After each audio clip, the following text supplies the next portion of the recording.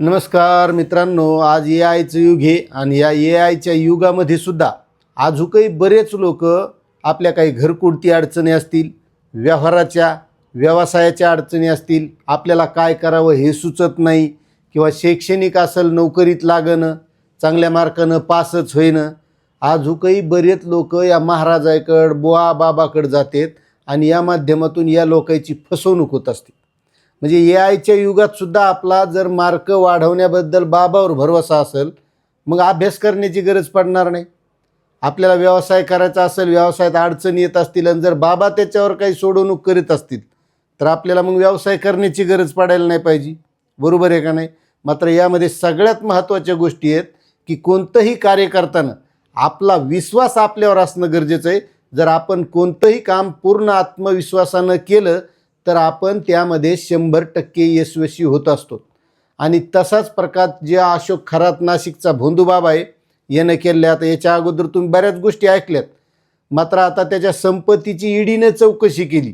यानं ही संपत्ती कुठून गोळा केली, त्यानं प्रॉपर्ट्या कशा केल्या, हे सगळा तपास आता ईडी करत आहे. आणि यामध्ये आपले जे साधे चिचुके असतात का, चिचुके जे 100 रुपये किलोनं मिळतात ते त्यानं 2 ते 2.5 लाख रुपये किलोनं या भक्ताईला ऐकलेत. त्याच्यानंतर आपला महोळाचा मध असतो, महोळाचा 600-700 रुपये किलो इकडं कुठं आपल्या रोडनं भेटतो, तो सुद्धा 7 लाख रुपये किलोनं त्या भोंदूबाबानं या भक्ताईला ऐकला. आणि त्याचे भक्त तर तुम्हाला माहीत झाले. आता भक्त काय साधेसुधे गरीब नव्हते. त्यानं काही जे अंगठ्या ऐकल्या, खडे ऐकले, जेव खडा 1000-2000चा आहे तेव त्यानं 2-2-2.5 लाख रुपयाला खडा विकलाय.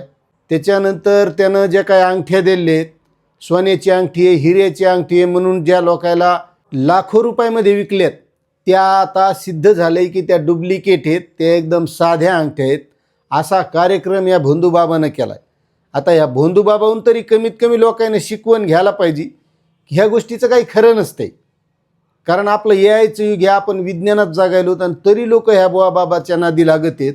आता त्याची ईडीची चौकशी तर चालूच आहे. मात्र हा एक प्रकार संघटित गुन्हेगारीचा प्रकार असल्याचं ईडीनं म्हटलेलं आहे. या भोंदूबाबानं लोकायला तर फसवलं, पण लैंगिक शोषणाचेही प्रकार तुम्ही पाहिलेत. आणि या लैंगिक शोषण असेल, लोकांची फसवणूक असेल, त्यानं मोठी मायावती अशी पैसा जमा केला, त्याच्यात प्रॉपर्ट्या घेतल्या आणि आता त्याला न्यायालयात हजर केलं आणि पुन्हा चौकशीसाठी ईडीनं पुन्हा त्यांची मागणी केली आणि त्याची पुन्हा चौकशी होणार आहे. त्यामुळे एकच आहे की अशा कोणत्याही बुवा बाबाच्या नादी लागायचं नाही. आपल्याला जे करता येईल ते आपल्या आत्मविश्वासानं करायचं. आपल्याला 100% यश मिळतं. कोणत्याही महाराजाला आपला हात दाखवण्याची गरज नाही, कोणाला भविष्य विचारायची गरज नाही. बऱ्याच लोकांना पेपरचं भविष्य वाचायची सवय असते. आता ते लाखो लोक त्या नावाचे त्या राशीचे असतात, मग त्या सगळ्याचं भविष्य तसं घडणार आहे का किंवा बिघडणार आहे का?